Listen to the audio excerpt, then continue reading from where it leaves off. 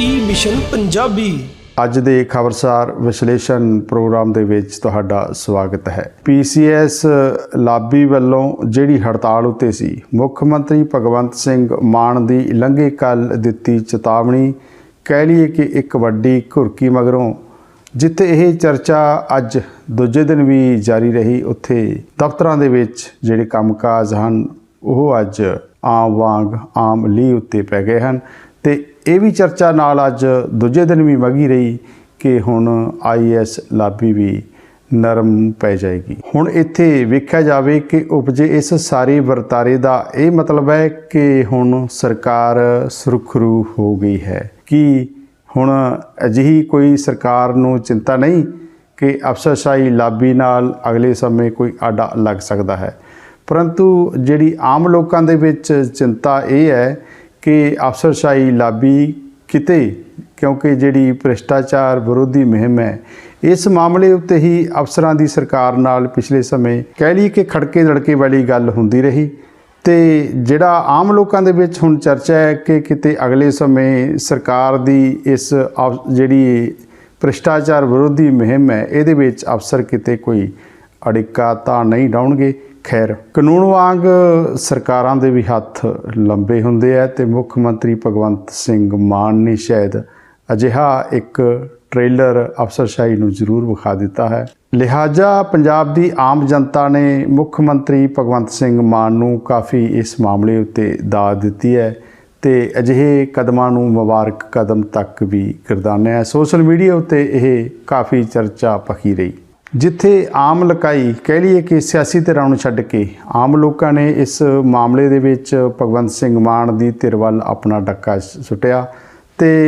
ਭਗਵੰਤ ਸਿੰਘ ਮਾਨ ਨੂੰ ਹੱਲਾਸ਼ੇਰੀ ਦਿੱਤੀ ਕਿ ਉਹ ਭ੍ਰਿਸ਼ਟਾਚਾਰ ਦੇ ਖਿਲਾਫ ਆਪਣੀ ਮੁਹਿੰਮ ਨੂੰ ਇਸੇ ਤਰ੍ਹਾਂ ਹੀ ਜਾਰੀ ਰੱਖਣ। ਦੂਜੇ ਬੰਨੇ ਇੱਕ ਹੋਰ ਤਰ੍ਹਾਂ ਦਾ ਵੀ ਸਿਆਸੀ ਮਾਮਲਾ ਉਪਜਿਆ ਕਿ ਭਾਰਤੀ ਜਨਤਾ ਪਾਰਟੀ ਵੱਲੋਂ ਕੁਝ ਸ਼ਹਿਰਾਂ ਦੇ ਵਿੱਚ ਅਫਸਰਾਂ ਦੇ ਹੱਕ ਦੇ ਵਿੱਚ ਇੱਕ ਤਰ੍ਹਾਂ ਕਹਿ ਲਈਏ ਕਿ ਅਫਸਰਸ਼ਾਹੀ ਦੇ ਹੱਕ ਦੇ ਵਿੱਚ ਕੁਝ ਰੋਸ ਮੁਜ਼ਾਹਰੇ ਕੀਤੇ ਗਏ, ਜਿਹੜੇ ਸਰਕਾਰ ਦੇ ਇਸ ਗੱਲੋਂ ਖਿਲਾਫ ਸਨ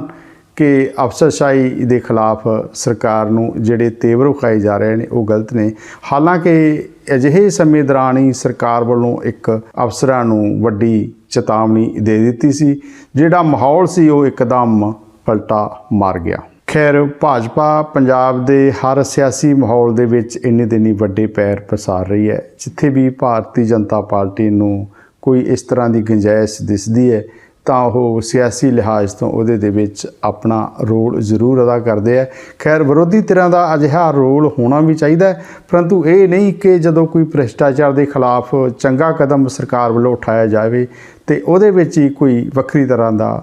ਮਾਹੌਲ ਪੈਦਾ ਕਰਨ ਦੀ ਕੋਸ਼ਿਸ਼ ਕੀਤੀ ਜਾਵੇ। ਹਾਂ, ਦੂਜੇ ਬੰਨੇ ਭਾਰਤੀ ਜਨਤਾ ਪਾਰਟੀ ਦੇ ਹੱਕ ਦੇ ਵਿੱਚ ਪੰਜਾਬ ਦੇ ਵਿੱਚੋਂ ਇੱਕ ਹੋਰ ਕਣਸੋ ਜ਼ਰੂਰ ਆਏ ਦਿਨ ਤਿੱਖੀ ਹੋ ਰਹੀ ਹੈ, ਪ੍ਰਚੰਡ ਹੋ ਰਹੀ ਹੈ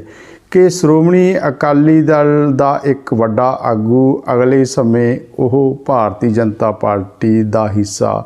ਹੋ ਸਕਦਾ ਹੈ। ਅਸਲ ਦੇ ਵਿੱਚ ਇਹ ਜਿਹੜਾ ਪੁਆਇੰਟ ਉੱਠ ਰਿਹਾ ਹੈ ਇਸ ਵੇਲੇ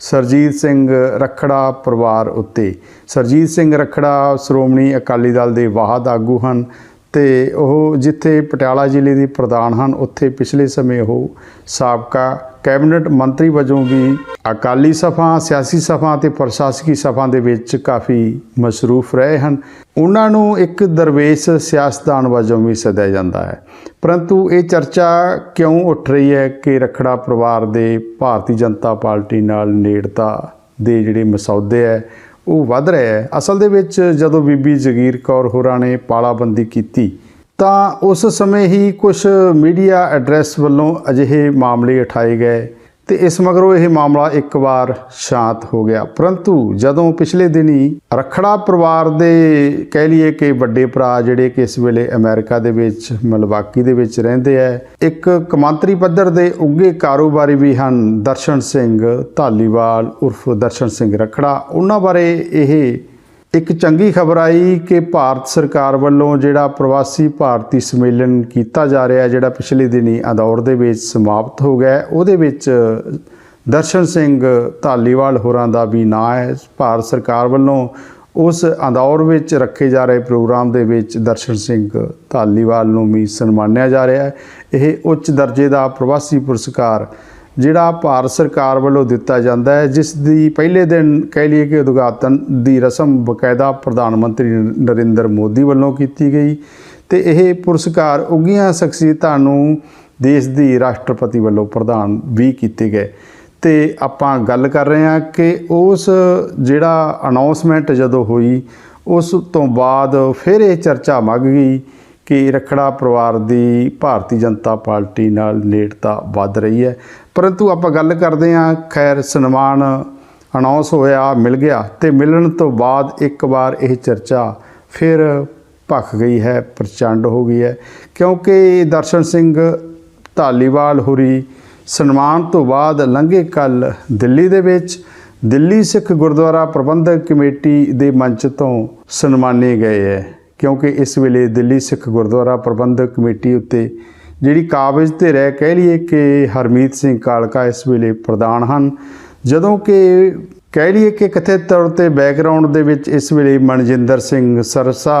ਦਿੱਲੀ ਸਿੱਖ ਗੁਰਦੁਆਰਾ ਪ੍ਰਬੰਧਕ ਕਮੇਟੀ ਨੂੰ ਦੇਖ ਰਹੇ ਹਨ। ਤਾਂ ਉਸ ਸਨਮਾਨ ਸਮਾਗਮ ਦੇ ਵਿੱਚ ਜਿਹੜੀ ਪ੍ਰੈਸ ਕਾਨਫਰੰਸ ਟੈਪ ਹੋਈ ਤਾਂ ਉਹਦੇ ਵਿੱਚ ਖਾਸ ਤੌਰ 'ਤੇ ਮਨਜਿੰਦਰ ਸਿੰਘ ਸਿਰਸਾ ਵੀ ਪੁੱਜੇ ਹੋਏ ਸਨ। ਲਿਹਾਜ਼ਾ ਜਿਹੜੀ ਚਰਚਾ ਪਿਛਲੇ ਸਮੇਂ ਤੋਂ ਚੱਲ ਰਹੀ ਸੀ ਨਿਰੰਤਰ, ਕਦੇ ਉਹ ਠੰਡੀ ਹੁੰਦੀ ਸੀ ਕਦੇ ਗਰਮਾਹਟ, ਤਾਂ ਉਸਨੇ ਇੱਕ ਵਾਰ ਫਿਰ ਪ੍ਰਚੰਡ ਰੂਪ ਕਰ ਲਿਆ ਕਿ ਦਰਸ਼ਨ ਸਿੰਘ ਧਾਲੀਵਾਲ ਜਦੋਂ ਇੱਕ ਉਸ ਮੰਚ ਤੋਂ ਮੁੜ ਉਹਨਾਂ ਦਾ ਇਸ ਗੱਲੋਂ ਸਨਮਾਨ ਹੋਇਆ ਕਿ ਭਾਰਤ ਸਰਕਾਰ ਵੱਲੋਂ ਉਹਨਾਂ ਨੂੰ ਪ੍ਰਵਾਸੀ ਪੁਰਸਕਾਰ ਨਾਲ ਸਨਮਾਨਿਆ ਗਿਆ ਹੈ, ਤਾਂ ਫਿਰ ਚਰਚਾ ਜ਼ੋਰਾਂ 'ਤੇ ਚੱਲ ਪਈ ਲੰਘੇ ਕੱਲ੍ਹ ਤੋਂ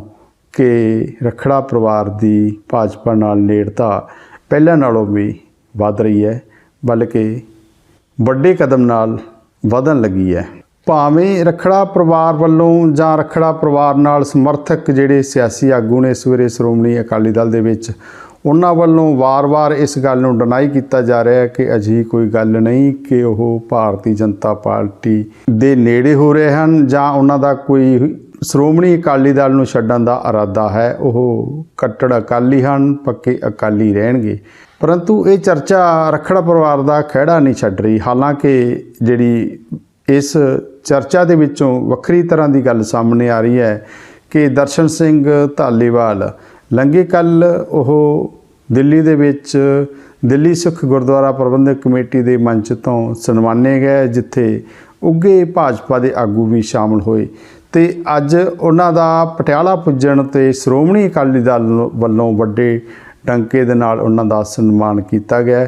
ਉਹਨਾਂ ਉੱਤੇ ਫੁੱਲਾਂ ਦੀ ਵਰਖਾ ਕੀਤੀ ਗਈ, ਹਾਰਾਂ ਦੇ ਨਾਲ ਉਹਨਾਂ ਨੂੰ ਲਾ ਦਿੱਤਾ ਗਿਆ ਤੇ ਵੱਡੀ ਗੱਲ ਹੈ ਕਿ ਅਜਿਹੇ ਸਨਮਾਨ ਸਮਾਰੋਹ ਮੌਕੇ ਕਹਿ ਲਈਏ ਕਿ ਉਹਨਾਂ ਦੇ ਸਵਾਗਤ ਉੱਤੇ ਸ਼੍ਰੋਮਣੀ ਅਕਾਲੀ ਦਲ ਜਿੰਦਾਬਾਦ ਦੇ ਨਾਅਰੇ ਵੀ ਗੂੰਜਦੇ ਰਹੇ ਹੈ। ਹੁਣ ਇਸ ਸਾਰੀ ਸਥਿਤੀ ਨੂੰ ਕਹਿ ਲਈਏ ਕਿ ਕਿਸ ਤਰ੍ਹਾਂ ਆਂਕਿਆ ਜਾਵੇ ਕਿ ਰੱਖੜਾ ਪਰਿਵਾਰ ਉੱਤੇ ਜਿਹੜੀ ਇਸ ਤਰ੍ਹਾਂ ਦੀ ਚਰਚਾ ਮੱਘ ਰਹੀ ਹੈ ਕਿ ਉਹ ਭਾਜਪਾ ਦੇ ਵੱਲ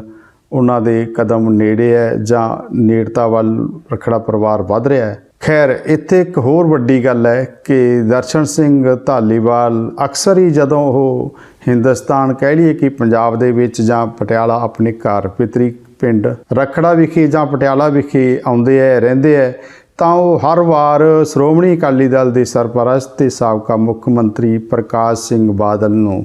ਜ਼ਰੂਰ ਮਿਲਣ ਜਾਂਦੇ ਹੈ। ਪ੍ਰਕਾਸ਼ ਸਿੰਘ ਬਾਦਲ ਜੇ ਆਪਣੇ ਪਿੰਡ ਬਾਦਲ ਹੋਣ ਤਾਂ ਦਰਸ਼ਨ ਸਿੰਘ ਧਾਲੀਵਾਲ, ਸਰਜੀਤ ਸਿੰਘ ਰੱਖੜਾ ਤੇ ਛੋਟੇ ਭਰਾ ਚਰਨਜੀਤ ਸਿੰਘ ਰੱਖੜਾ, ਇਹ ਤਿੰਨੋਂ ਦੀ ਅਹਿਮ ਤਿਕੜੀ ਬਾਦਲ ਪਿੰਡ ਦੇ ਵਿੱਚ ਪ੍ਰਕਾਸ਼ ਸਿੰਘ ਬਾਦਲ ਨਾਲ ਮੁਲਾਕਾਤ ਜ਼ਰੂਰ ਕਰਦੇ ਹੈ ਤੇ ਇਹ ਮੁਲਾਕਾਤ ਆਮ ਵੀ ਨਹੀਂ ਹੁੰਦੀ ਬਲਕਿ ਘੰਟਿਆਂ ਬੱਧੀ ਹੁੰਦੀ ਹੈ। ਬਾਦਲ ਪਰਿਵਾਰ ਵੱਲੋਂ ਵੀ ਇਹਨਾਂ ਦਾ ਵੱਡਾ ਸਵਾਗਤ ਕੀਤਾ ਜਾਂਦਾ ਹੈ ਤੇ ਬੜੇ ਉਤਸ਼ਾਹ ਦੇ ਨਾਲ ਰੱਖੜਾ ਇਹ ਪਰਿਵਾਰ ਕਹਿ ਲਈਏ ਕਿ ਤਿੰਨੋਂ ਭਰਾ ਬਾਦਲਾਂ ਵੱਲ ਵਹੀਰ ਕਰਦੇ ਆ। ਤੇ ਹੁਣ ਵੇਖਣ ਵਾਲੀ ਗੱਲ ਹੋਵੇਗੀ ਕਿ ਕਿਉਂਕਿ ਦਰਸ਼ਨ ਸਿੰਘ ਧਾਲੀਵਾਲ ਹੁਣ ਭਾਰਤ ਸਰਕਾਰ ਪਾਸੋਂ ਇੱਕ ਵੱਡਾ ਪੁਰਸਕਾਰ ਲੈ ਕੇ ਪੰਜਾਬ ਦੇ ਵਿੱਚ ਪਧਾਰੇ ਹੈ, ਪਟਿਆਲਾ ਦੇ ਵਿੱਚ ਪਹੁੰਚ ਗਏ, ਉਹਨਾਂ ਦਾ ਵੱਡਾ ਸਵਾਗਤ ਵੀ ਹੋਇਆ। ਸਵਾਗਤ ਵੀ ਸ਼੍ਰੋਮਣੀ ਅਕਾਲੀ ਦਲ ਦੇ ਵਰਕਰਾਂ ਵੱਲੋਂ ਕੀਤਾ ਗਿਆ, ਵਰਕਰਾਂ ਨੇ ਸ਼੍ਰੋਮਣੀ ਅਕਾਲੀ ਦਲ ਜਿੰਦਾਬਾਦ ਦੇ ਨਾਅਰੇ ਵੀ ਗੰਜਾਏ ਹੈ। ਤੇ ਹੁਣ ਵੇਖਣ ਵਾਲੀ ਗੱਲ ਹੋਵੇਗੀ ਕਿ ਦਰਸ਼ਨ ਸਿੰਘ ਧਾਲੀਵਾਲ ਤਿੰਨੇ ਕਹਿ ਲਈਏ ਕਿ ਰੱਖੜਾ ਭਰਾ ਪ੍ਰਕਾਸ਼ ਸਿੰਘ ਬਾਦਲ ਨੂੰ ਪਿੰਡ ਬਾਦਲ ਮਿਲਣ ਜਾਣਗੇ ਜਾਂ ਨਹੀਂ। ਚਿੰਤਕਾਂ ਦਾ ਕਹਿਣਾ ਹੈ ਕਿ ਜੇਕਰ ਪਹਿਲੇ ਉਤਸ਼ਾਹ ਵਾਂਗ ਹੀ ਰੱਖੜਾ ਪਰਿਵਾਰ ਹੁਣ ਵੀ ਬਾਦਲ ਨੂੰ ਮਿਲਣ ਵਾਸਤੇ ਪਿੰਡ ਬਾਦਲ ਕਹਿ ਲਈਏ ਕਿ ਪ੍ਰਕਾਸ਼ ਸਿੰਘ ਬਾਦਲ ਨੂੰ ਮਿਲਣ ਲਈ ਉਹਨਾਂ ਦੇ ਪਿੰਡ, ਕਿਉਂਕਿ ਇਸ ਵੇਲੇ ਪ੍ਰਕਾਸ਼ ਸਿੰਘ ਬਾਦਲ ਆਪਣਾ ਠਹਿਰਾਓ ਆਪਣੇ ਪਿੰਡ ਬਾਦਲ ਹੀ ਰੱਖ ਰਹੇ ਹਨ, ਉਸ ਵੱਲ ਪਹਿਲਾਂ ਵਾਂਗ ਵਹੀਰਕਤ ਜਾਣਗੇ, ਮਿਲਣੀ ਕਰਨਗੇ ਤੇ ਬਾਦਲ ਪਰਿਵਾਰ ਵੱਲੋਂ ਵੀ ਉਹਨਾਂ ਦਾ ਪਹਿਲਾਂ ਵਾਂਗ ਹੀ ਸਵਾਗਤ ਹੋਵੇਗਾ। ਤਾਂ ਫਿਰ ਅਜਿਹੀਆਂ ਚਰਚਾ ਦੇ ਵਿੱਚ ਕੋਈ ਸੱਚਾਈ ਨਹੀਂ ਹੋਵੇਗੀ ਕਿ ਰੱਖੜਾ ਪਰਿਵਾਰ ਦੀ ਭਾਰਤੀ ਜਨਤਾ ਪਾਰਟੀ ਨਾਲ ਕੋਈ ਨੇੜਤਾ ਵੱਧ ਰਹੀ ਹੈ। ਤੇ ਜੇਕਰ ਰੱਖੜਾ ਪਰਿਵਾਰ ਨੇ ਹੁਣ ਬਾਦਲ ਪਰਿਵਾਰ ਨੂੰ ਕਹਿ ਲਈਏ ਕਿ ਪ੍ਰਕਾਸ਼ ਸਿੰਘ ਬਾਦਲ ਨੂੰ ਮਿਲਣ ਤੋਂ ਹਿਚਕਾਹਟ ਕੀਤੀ ਤਾਂ ਫਿਰ ਚਿੰਤਕਾਂ ਦਾ ਕਹਿਣਾ ਹੈ ਕਿ ਦਾਲ ਦੇ ਵਿੱਚ ਕੋਈ ਕਾਲਾ ਜ਼ਰੂਰ ਹੋਏਗਾ। ਤਾਂ ਫਿਰ ਚਿੰਤਕਾਂ ਦਾ ਕਹਿਣਾ ਹੈ ਕਿ ਇਸ ਸਿਆਸੀ ਭਰੇ ਮਾਹੌਲ ਦੇ ਵਿੱਚ ਕੋਈ ਗੜਬੜ ਜ਼ਰੂਰ ਸੰਕੇਤ ਦੇਵੇਗੀ ਕਿ ਰੱਖੜਾ ਪਰਿਵਾਰ ਦਾ ਅਗਲੇ ਸਮੇਂ ਸਿਆਸੀ ਤੌਰ ਤੇ ਨਿਸ਼ਾਨਾ ਕੀ ਹੈ। ਉਂਝ ਆਪਾਂ ਜ਼ਿਕਰ ਕੀਤਾ ਹੈ ਕਿ ਬੀਬੀ ਜਗੀਰ ਕੌਰ ਵੇਲੇ ਵੀ ਇਹ ਚਰਚਾ ਇੱਕ ਵਾਰ ਉੱਠੀ ਸੀ ਕਿ ਸਰਜੀਤ ਸਿੰਘ ਰੱਖੜਾ ਜਾਂ ਕਹਿ ਲਈਏ ਕਿ ਰੱਖੜਾ ਪਰਿਵਾਰ ਅਕਾਲੀ ਦਲ ਬਾਦਲ ਨੂੰ ਅਲਵਿਦਾ ਕਹਿ ਲਈਏ ਕਿ ਤਲਾਂਜਲੀ ਦੇ ਕੇ ਕਿਸੇ ਹੋਰ ਗੁੱਟ ਵੱਲ ਸਿਆਸੀ ਤੌਰ ਤੇ ਵਧ ਰਿਹਾ ਹੈ। ਤਾਂ ਉਸ ਵੇਲੇ ਇੱਕ ਕਣਸੋ ਹੋਰ ਵੀ ਸਾਹਮਣੇ ਆਈ ਸੀ ਕਿ ਰੱਖੜਾ ਪਰਿਵਾਰ ਦੇ ਇੱਕ ਖਾਸ ਸਮਰਥਕ ਕਹਿ ਲਈਏ ਕਿ ਉੱਘੇ ਸਿਆਸੀ ਆਗੂ ਨੂੰ ਸ਼੍ਰੋਮਣੀ ਅਕਾਲੀ ਦਲ ਦੀ ਅਨੁਸ਼ਾਸਨੀ ਕਮੇਟੀ ਵੱਲੋਂ ਇੱਕ ਕਾਰਨ ਦੱਸੋ ਨੋਟਿਸ ਵੀ ਦਿੱਤਾ ਗਿਆ ਸੀ। ਇਹ ਨੋਟਿਸ ਉਸ ਵੇਲੇ ਦਿੱਤਾ ਗਿਆ ਸੀ ਜਿੰਨੇ ਦਿਨੀ ਬੀਬੀ ਜਗੀਰ ਕੌਰ ਦੇ ਖਿਲਾਫ ਅਨੁਸ਼ਾਸਨੀ ਕਮੇਟੀ ਵੱਲੋਂ ਕਾਰਵਾਈ ਨੂੰ ਅੰਜਾਮ ਦਿੱਤਾ ਜਾ ਰਿਹਾ ਸੀ ਤੇ ਦੱਸਿਆ ਜਾ ਰਿਹਾ ਹੈ ਕਿ ਅਜਿਹੇ ਦੌਰ ਦੇ ਵਿੱਚ ਰੱਖੜਾ ਪਰਿਵਾਰ ਦੇ ਇਸ ਉੱਘੇ ਸਮਰਥਕ ਆਗੂ ਵੱਲੋਂ ਬਕਾਇਦਾ ਅਨੁਸ਼ਾਸਨੀ ਕਮੇਟੀ ਨੂੰ ਆਪਣਾ ਜਿਹੜਾ ਲਿਖਤੀ ਜਵਾਬ ਸੀ ਉਹ ਖੁਦ ਸ਼੍ਰੋਮਣੀ ਅਕਾਲੀ ਦਲ ਦੇ ਦਫ਼ਤਰ ਚੰਡੀਗੜ੍ਹ ਦੇ ਵਿੱਚ ਜਾ ਕੇ ਸੌਂਪ ਦਿੱਤਾ ਸੀ। ਉਧਰ ਮੀਡੀਆ ਰਿਪੋਰਟਾਂ ਦੇ ਵਿੱਚ ਇੱਕ ਜਿਹੜੀ ਚਰਚਾ ਭਖ ਰਹੀ ਹੈ ਕਿ ਭਾਰਤੀ ਫੌਜ ਦੇ ਵਿੱਚ ਸਿੱਖ ਸਿਪਾਹੀਆਂ ਨੂੰ ਹੈਲਮਟ ਪਹਿਨਣ ਲਈ ਆਜ਼ਾਦ ਕੀਤੇ ਜਾਣਗੇ ਤੇ ਅਜਿਹੇ ਭਖੇ ਮਾਮਲੇ ਉੱਤੇ ਸ੍ਰੀ ਅਕਾਲ ਤਖ਼ਤ ਸਾਹਿਬ ਦੇ ਜਥੇਦਾਰ ਗਿਆਨੀ ਹਰਪ੍ਰੀਤ ਸਿੰਘ ਵੱਲੋਂ ਭਾਰਤ ਸਰਕਾਰ ਵੱਲੋਂ ਸਿੱਖ ਫੌਜੀਆਂ ਨੂੰ ਆਉਣ ਵਾਲੇ ਸਮੇਂ ਦੇ ਵਿੱਚ ਹੈਲਮਟ ਪਹਿਨਾਉਣ ਸੰਬੰਧੀ ਯਤਨ ਕੀਤੇ ਜਾ ਰਹੇ ਹੈ। ਇਹ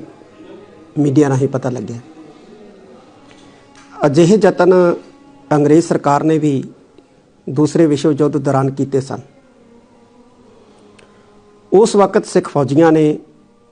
ਬ੍ਰਿਟਿਸ਼ ਹਕੂਮਤ ਦੇ ਇਸ ਫੈਸਲੇ ਨੂੰ ਜਿਹੜਾ ਸੀ ਉਹ ਰੱਦ ਕੀਤਾ ਸੀ, ਕਿਉਂਕਿ ਦਸਤਾਰ ਸਿੱਖ ਦੇ ਸਿਰ ਤੇ ਬੰਨਿਆ ਕੋਈ 5-7 ਮੀਟਰ ਦਾ ਕੱਪੜਾ ਨਹੀਂ ਹੈ। ਇਹ ਗੁਰੂ ਸਾਹਿਬ ਵੱਲੋਂ ਬਖਸ਼ਿਆ ਸਾਨੂੰ ਤਾਜ ਹੈ ਔਰ ਸਾਡੀ ਪਹਿਚਾਣ ਦਾ ਪ੍ਰਤੀਕ ਹੈ ਤੇ ਸਾਡੀ ਪਹਿਚਾਣ ਦੇ ਪ੍ਰਤੀਕ ਦਸਤਾਰ ਦੇ ਉੱਤੇ ਕਿਸੇ ਕਿਸਮ ਦਾ ਟੋਪ ਪਾਉਣਾ ਇਹ ਸਾਡੀ ਪਹਿਚਾਣ ਨੂੰ ਖਤਮ ਕਰਨ ਦੇ ਯਤਨ ਵਜੋਂ ਹੀ ਵੇਖਿਆ ਜਾਏਗਾ ਔਰ ਨਾ ਹੀ ਪੰਥ ਇਸ ਨੂੰ ਕਿਸੇ ਕੀਮਤ ਦੇ ਉੱਤੇ ਬਰਦਾਸ਼ਤ ਕਰੇਗਾ। ਸਾਡੀ ਪਰੰਪਰਾ ਦੇ ਵਿੱਚ, ਸਾਡੀ ਮਰਿਆਦਾ ਦੇ ਵਿੱਚ ਟੋਪੀ ਪਾਉਣਾ ਜਿਹੜਾ ਸਿੱਖ ਨੂੰ ਇਹ ਵਰਜਿਤ ਕਰਾਰ ਦਿੱਤਾ ਹੈ, ਚਾਹੇ ਉਹ ਕੱਪੜੇ ਦੀ ਹੋਵੇ ਤੇ ਚਾਹੇ ਉਹ ਲੋਹੇ ਦੀ ਹੋਵੇ। ਹੋਏ ਸਿੱਖ ਸਿਰ ਟੋਪੀ ਤਰ੍ਹਾਂ 7 ਜਨਮ ਕੁਸ਼ਤੀ ਹੋਈ ਮਰੈ, ਇਹ ਸਾਡੇ ਸਰੋਤਾਂ ਦੇ ਵਿੱਚੋਂ ਉਦਾਹਰਨਾਂ ਜਿਹੜੀਆਂ ਨੇ ਉਹ ਮਿਲਦੀਆਂ ਨੇ। ਸਾਡਾ ਰੱਖਿਅਕ ਅਕਾਲ ਪੁਰਖ ਹੈ। ਦੂਸਰੇ ਵਿਸ਼ਵ ਯੁੱਧ ਦੌਰਾਨ ਸਿੱਖਾਂ ਨੇ ਦਸਤਾਰਾਂ ਸਜਾ ਕੇ ਆਪਣੀ ਬਹਾਦਰੀ ਦਿਖਾਈ। 1965, 1962, 1971 ਦੀਆਂ ਜੰਗਾਂ ਦੇ ਵਿੱਚ ਵੀ ਸਿੱਖ ਸਿਪਾਹੀਆਂ ਨੇ ਸਿਰਾਂ ਤੇ ਦਸਤਾਰਾਂ ਸਜਾ ਕੇ ਵੈਰੀਆਂ ਨੂੰ ਜਵਾਬ ਦਿੱਤਾ। ਲੇਕਿਨ ਲੋਹ ਟੋਪ ਜਿਹੜਾ ਹੈ, ਜਿਹਨੂੰ ਅੱਜ ਅਸੀਂ ਹੈਲਮਟ ਕਹਿ ਦਿੰਦੇ ਹਾਂ, ਇਹ ਬਿਲਕੁਲ ਜਿਹੜਾ ਹੈ ਉਹ ਨਹੀਂ ਪਹਿਨਿਆ। ਔਰ ਕੁਝ ਸੰਸਥਾਵਾਂ ਵੀ ਜਿਹੜੀਆਂ ਇਸ ਨੂੰ ਪ੍ਰਮੋਟ ਕਰ ਰਹੀਆਂ ਨੇ। ਇਹ ਵੀ ਬਹੁਤ ਮੰਦਭਾਗੀ ਗੱਲ ਹੈ। ਬਲਕਿ ਇੱਕ helmet.com ਨਾਂ ਦੀ ਇੱਕ ਵੈਬਸਾਈਟ ਜਿਹੜੀ ਹੈ ਉਹ ਬਣਾ ਦਿੱਤੀ ਗਈ ਹੈ, ਜਿਹੜੀ ਹੈਲਮਟ ਨੂੰ ਸਿੱਖਾਂ ਦੇ ਵਿੱਚ ਪ੍ਰਮੋਟ ਕਰਨ ਦਾ ਯਤਨ ਕਰ ਰਹੀ ਹੈ, ਜਿਹਨੂੰ ਬਰਦਾਸ਼ਤ ਨਹੀਂ ਕੀਤਾ ਜਾਏਗਾ। ਸੋ ਭਾਰਤ ਸਰਕਾਰ ਨੂੰ, ਭਾਰਤੀ ਫੌਜ ਦੇ ਅਫਸਰਾਂ ਨੂੰ ਇਹ ਮੁੜ ਜਿਹੜੀ ਹੈ ਇਸ ਮਸਲੇ ਦੇ ਉੱਤੇ ਗੌਰ ਕਰਨੀ ਚਾਹੀਦੀ ਹੈ, ਕਿਉਂਕਿ ਹਮੇਸ਼ਾ ਹੀ ਸਿੱਖਾਂ ਨੇ ਭਾਰਤੀ ਫੌਜ ਦੇ ਵਿੱਚ ਬਹਾਦਰੀ ਦੇ ਨਾਲ, ਦਲੇਰੀ ਦੇ ਨਾਲ ਦੁਸ਼ਮਣਾਂ ਦੇ ਨਾਲ ਮੁਕਾਬਲੇ ਕੀਤੇ ਹੈ। ਤੇ ਹੁਣ ਸਿੱਖਾਂ ਦੇ ਸਿਰਾਂ ਦੇ ਉੱਤੇ ਜਿਹੜਾ ਗੁਰੂ ਸਾਹਿਬਾਨ ਵੱਲੋਂ ਬਖਸ਼ਿਆ ਤਾਜ ਹੈ, ਕਿਸੇ ਲੋਹੇ ਵਰਗੀ ਟੋਪੀ ਨੂੰ ਪਹਿਨਾਉਣਾ, ਇਹ ਸਾਡੀ ਪਹਿਚਾਣ ਨੂੰ ਖਤਮ ਕਰਨ ਦੇ ਤੁੱਲ ਹੋਏਗਾ, ਜਿਹਨੂੰ ਕਦੇ ਵੀ ਕਿਸੇ ਕੀਮਤ ਦੇ ਉੱਤੇ ਪੰਥ ਦੀਆਂ ਸੰਸਥਾਵਾਂ, ਸਮੁੱਚਾ ਗੁਰੂ ਖਾਲਸਾ ਪੰਥ ਬਰਦਾਸ਼ਤ ਨਹੀਂ ਕਰੇਗਾ। ਔਰ ਭਾਰਤ ਸਰਕਾਰ ਨੂੰ ਇਸ ਫੈਸਲੇ ਦੇ ਉੱਤੇ ਮੁੜ ਜਿਹੜੀ ਹੈ ਉਹ ਗੌਰ ਕਰਨੀ ਚਾਹੀਦੀ ਹੈ। ਉਧਰ ਭਾਰਤ ਜੋੜੋ ਯਾਤਰਾ ਜਿਹੜੀ ਕਿ ਲੰਮੇ ਸਮੇਂ ਤੋਂ ਕੰਨਿਆ ਕੁਮਾਰੀ ਤੋਂ ਚੱਲ ਰਹੀ ਸੀ, ਜਿਹਦੀ ਅਗਵਾਈ ਰਾਹੁਲ ਗਾਂਧੀ ਕਰ ਰਹੇ ਆ, ਤੇ ਇੰਨੇ ਦਿਨੀ ਪੰਜਾਬ ਦੇ ਵਿੱਚ ਉਹ ਲੰਘ ਰਹੀ ਹੈ। ਲੰਘੇ ਕੱਲ ਉਸਨੇ ਯਾਤਰਾ ਨੇ ਕਹਿ ਲਈਏ ਕਿ ਫਤਿਹਗੜ੍ਹ ਸਾਹਿਬ ਤੋਂ ਆਪਣਾ ਜਿਹੜਾ ਮਾਰਚ ਆਰੰਭਿਆ ਸੀ, ਤਾਂ ਉਸ ਮਾਰਚ ਦੇ ਵਿੱਚ ਕਹਿ ਲਈਏ ਕਿ ਡਾਕਟਰ ਧਰਮਵੀਰ ਗਾਂਧੀ ਜਿਹੜੇ ਕਿ 2014 ਦੇ ਚੋਣ ਪਿੰਡ ਦੇ ਵਿੱਚ ਆਮ ਆਦਮੀ ਪਾਰਟੀ ਵੱਲੋਂ ਪਟਿਆਲਾ ਜ਼ਿਲ੍ਹੇ ਤੋਂ ਲੋਕ ਸਭਾ ਦੀ ਚੋਣ ਜਿੱਤੇ ਸਨ, ਉਸ ਮਗਰੋਂ 2019 ਦੇ ਵਿੱਚ ਉਹ ਆਪਣੀ ਇੱਕ ਨਵੀਂ ਪਾਰਟੀ ਵੱਲੋਂ ਬਤੌਰ ਉਮੀਦਵਾਰ ਬਣੇ, ਪਰ ਹਾਰ ਗਏ। ਉਹਨਾਂ ਦੀ ਆਮ ਆਦਮੀ ਪਾਰਟੀ ਨਾਲ ਕਾਫੀ ਖਿੱਚੋਤਾਣ ਵੀ ਬਣੀ ਰਹੀ ਜਦੋਂ ਉਹ ਲੋਕ ਸਭਾ ਮੈਂਬਰ ਸਨ। ਕਹਿ ਲਈਏ ਕਿ ਉਹਨਾਂ ਦੀ ਆਮ ਆਦਮੀ ਪਾਰਟੀ ਨਾਲ ਥੋੜ੍ਹੇ ਚਿਰ ਬਾਅਦ ਹੀ ਵਿਗੜ ਗਈ ਸੀ, ਮੁੜ ਉਹ ਲੀਹ 'ਤੇ ਨਹੀਂ ਸੀ ਪਈ। ਕਹਿ ਲਈਏ ਕਿ ਡਾਕਟਰ ਧਰਮਵੀਰ ਗਾਂਧੀ ਦੀ ਆਮ ਆਦਮੀ ਪਾਰਟੀ ਦੇ ਕੌਮੀ ਕਨਵੀਨਰ ਅਰਵਿੰਦ ਕੇਜਰੀਵਾਲ ਨਾਲ ਨਿਭੀ ਨਹੀਂ, ਤੇ ਹੁਣ ਉਹ ਭਾਰਤ ਜੋੜੋ ਯਾਤਰਾ ਦੇ ਵਿੱਚ ਵੇਖੇ ਗਏ। ਅਸਲ ਦੇ ਵਿੱਚ ਉਹਨਾਂ ਨੇ ਹਾਲੇ ਰਸਮੀ ਤੌਰ ਤੇ ਕਾਂਗਰਸ ਨੂੰ ਅਡਾਪਟ ਨਹੀਂ ਕੀਤਾ। ਪਿਛਲੇ ਦਿਨੀ ਉਹਨਾਂ ਦੀ ਨੇੜਤਾ ਨਵਜੋਤ ਸਿੰਘ ਸਿੱਧੂ ਨਾਲ ਵੀ ਵੇਖੀ ਗਈ ਸੀ, ਪਰੰਤੂ ਇੱਥੇ ਇੱਕ ਵੱਡੀ ਜਿਹੜੀ ਗੱਲ ਹੈ ਕਿ ਇਸ ਯਾਤਰਾ ਦੇ ਵਿੱਚ ਭਾਵੇਂ ਡਾਕਟਰ ਧਰਮਵੀਰ ਗਾਂਧੀ ਰਾਹੁਲ ਗਾਂਧੀ ਦੇ ਨਾਲ ਕਦਮ ਮਿਲਾ ਕੇ ਤੁਰੇ, ਪਰੰਤੂ ਇਸ ਯਾਤਰਾ ਦੌਰਾਨ ਹੁਣ ਤੱਕ ਕਹਿ ਲਈਏ ਕਿ ਨਵਜੋਤ ਸਿੰਘ ਸਿੱਧੂ ਦਾ ਜ਼ਿਕਰ ਕਿਤੇ ਵੀ ਸਾਹਮਣੇ ਨਹੀਂ ਆ ਰਿਹਾ। ਨਾ ਹੀ ਦੱਸਿਆ ਜਾ ਰਿਹਾ ਹੈ ਕਿ ਕਿਤੇ ਸਵਾਗਤ ਵਜੋਂ ਉਹਨਾਂ ਦੇ ਹੋਰਡਿੰਗ ਬੋਰਡਾਂ ਉੱਤੇ ਉਹਨਾਂ ਦੀ ਫੋਟੋ ਹੀ ਕਿਸੇ ਵੱਲੋਂ ਅੰਕਿਤ ਕੀਤੀ ਗਈ ਹੈ। ਤੇ ਸਾਰਾ ਜਿਹੜਾ ਇਹ ਯਾਤਰਾ ਦਾ ਮੇਲਾ ਹੈ ਉਹ ਇਸ ਵੇਲੇ ਰਾਜਾ ਵੜਿੰਗ ਜਿਹੜੇ ਕਿ ਸਟੇਟ ਪ੍ਰੈਜ਼ੀਡੈਂਟ ਹਨ, ਉਹਨਾਂ ਦੀ ਦੇਖ ਰੇਖ ਹੇਠ ਅੱਗੇ ਵਧ ਰਿਹਾ ਹੈ। ਤੇ ਇੱਥੇ ਜਿਹੜਾ ਇੱਕ ਵੱਡਾ ਸਵਾਲ ਹੈ ਕਿ ਡਾਕਟਰ ਧਰਮਵੀਰ ਗਾਂਧੀ, ਜਿਨ੍ਹਾਂ ਬਾਰੇ ਇੱਕਦਮ ਚਰਚਾ ਵੀ ਆਈ ਕਿ ਸ਼ਾਇਦ ਉਹ ਕਾਂਗਰਸ ਦੇ ਵਿੱਚ ਸ਼ਾਮਲ ਹੋਣਗੇ, ਪਰੰਤੂ ਲਿਹਾਜ਼ਾ ਹਾਲੇ ਤਾਈਂ ਉਹਨਾਂ ਨੇ ਮੁੜ ਵਾਪਸੀ ਉੱਦਾਂ ਹੀ ਕਰ ਲਈ ਹੈ ਕਿ ਜਿਵੇਂ ਉਹ ਪਹਿਲਾਂ ਵੀ ਕਾਂਗਰਸ ਦੀਆਂ ਕੁਝ ਸਰਗਰਮੀਆਂ ਦੇ ਵਿੱਚ ਸ਼ਾਮਲ ਹੋਏ ਫਿਰ ਵਾਪਸ ਆ ਗਏ। ਤੇ ਇੱਥੇ ਨਾਲ ਵੇਖਣ ਵਾਲੀ ਇਹ ਵੀ ਗੱਲ ਹੈ ਕਿ ਪਿਛਲੇ ਦਿਨੀ ਨਵਜੋਤ ਸਿੰਘ ਸਿੱਧੂ ਦੇ ਰਾਹੀਂ ਕਾਂਗਰਸ ਵੱਲ ਜਿਹੜਾ ਉਹਨਾਂ ਦੇ ਕਦਮ ਵਧੇ ਸਨ ਡਾਕਟਰ ਧਰਮਵੀਰ ਗਾਂਧੀ ਦੇ,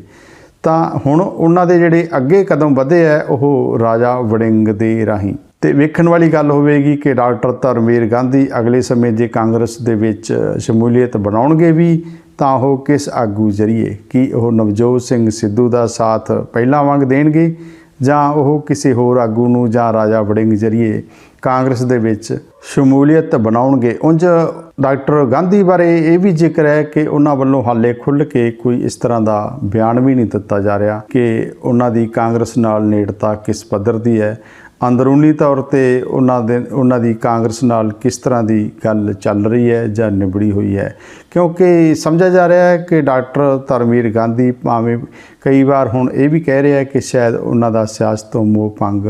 ਹੋ ਗਿਆ ਹੈ ਜਾਂ ਹੋ ਰਿਹਾ ਹੈ, ਪਰੰਤੂ ਉਹਨਾਂ ਦੇ ਸਮਰਥਕਾਂ ਦਾ, ਉਹਨਾਂ ਦੇ ਗਲਿਆਰਿਆਂ ਦੇ ਵਿੱਚੋਂ ਜਿਹੜੀ ਆਵਾਜ਼ ਆ ਰਹੀ ਹੈ ਕਿ ਡਾਕਟਰ ਧਰਮਵੀਰ ਗਾਂਧੀ ਪਟਿਆਲਾ ਲੋਕ ਸਭਾ ਸੀਟ ਤੋਂ ਕਾਂਗਰਸ ਦੇ ਉਮੀਦਵਾਰ ਬਣਨ ਲਈ ਯਤਨਸ਼ੀਲ ਵੀ ਹਨ। ਕਿਉਂਕਿ ਡਾਕਟਰ ਧਰਮਵੀਰ ਗਾਂਧੀ ਜਦੋਂ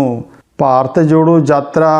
ਦੱਖਣ ਦੇ ਹਿੱਸੇ ਵੱਲ ਨੂੰ ਉੱਤਰ ਵੱਲ ਵਧੀ ਤਾਂ ਪਹਿਲੇ ਪੜਾਅ ਦੇ ਵਿੱਚ ਵੀ ਉਹ ਰਾਹੁਲ ਗਾਂਧੀ ਨੂੰ ਮਿਲਣ ਲਈ ਗਏ ਸਨ ਤੇ ਬਕਾਇਦਾ ਉਹਨਾਂ ਨੇ ਉਦੋਂ ਵੀ ਯਾਤਰਾ ਦੇ ਵਿੱਚ ਆਪਣੇ ਕਦਮ ਰਾਹੁਲ ਗਾਂਧੀ ਦੇ ਨਾਲ ਮਿਲਾਏ ਸਨ। ਤੇ ਉਸ ਮਗਰੋਂ ਹੁਣ ਉਹਨਾਂ ਦੇ ਮੁੜ ਪੰਜਾਬ ਦੇ ਵਿੱਚ ਵੀ ਕਦਮ ਬਰਾਬਰ ਤੁਰੇ ਹੈ, ਭਿੜੇ ਹੈ। ਹੁਣ ਅੱਗੇ ਵੇਖਣਾ ਹੋਵੇਗਾ ਕਿ ਅਗਲੇ ਸਮੇਂ ਡਾਕਟਰ ਧਰਮਵੀਰ ਗਾਂਧੀ ਦੀ ਜਿਹੜੀ ਰਾਜਸੀ ਗਤੀਵਿਧੀ ਹੈ ਉਹ ਕਿਸ ਪੱਧਰ ਦੀ ਕਰਵਟ ਲਵੇਗੀ। ਅੱਜ ਦੇ ਅਜਿਹੇ ਵਿਸ਼ਲੇਸ਼ਣ ਦੇ ਨਾਲ ਆਪਾਂ ਇਸ ਪ੍ਰੋਗਰਾਮ ਨੂੰ ਵਿਸ਼ਰਾਮ ਦਈਏ। ਧੰਨਵਾਦ। ਦੇਖਦੇ ਰਹੋ ਚੈਨਲ ਈ ਮਿਸ਼ਨ ਪੰਜਾਬੀ। ਈ ਮਿਸ਼ਨ ਪੰਜਾਬੀ।